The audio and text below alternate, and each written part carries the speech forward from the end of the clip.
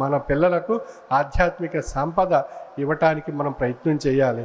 మనం ఇన్ని మేడలు ఇచ్చాం, ఇన్ని కోట్లు ఇచ్చాం, ఇంత సంపాదించి పిల్లలకు పెట్టాలి, ఎన్నో సౌకర్యాలు ఏర్పరచాలి అని చెప్పి మనం భావిస్తూ ఉన్నట్లయితే వారు యవన దశకో కౌమారి దశకో వచ్చినప్పుడు వారు కష్టపడి తల్లిదండ్రులుగా మనం సంపాదించినటువంటి ఆర్థిక సంపద అంతా కూడా ఒక్క రోజులో హాత్కాపురంలాగా ఒక్కసారిగా అదంతా పోయేటువంటి అవకాశం ఉంది.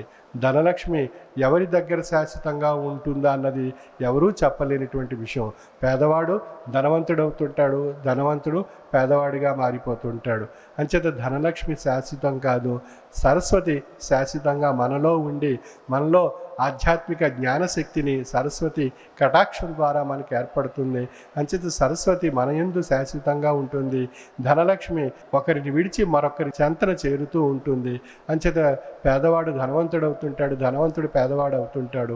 సరస్వతి కటాక్షం ఉన్నటువంటి వాడు ఇప్పుడు కూడా వాడు ప్రసన్నుడై జీవన విధానంలో సంస్కారవంతమైనటువంటి మనుగడ సాగిస్తూ వారికి ఏ లోటు లేకుండా ఎక్కడ ఏ విధమైనటువంటి సమస్యలు రాకుండా వారికి వారే నివారించుకునేటువంటి స్వశక్తి తాను పొందగలుగుతాడు.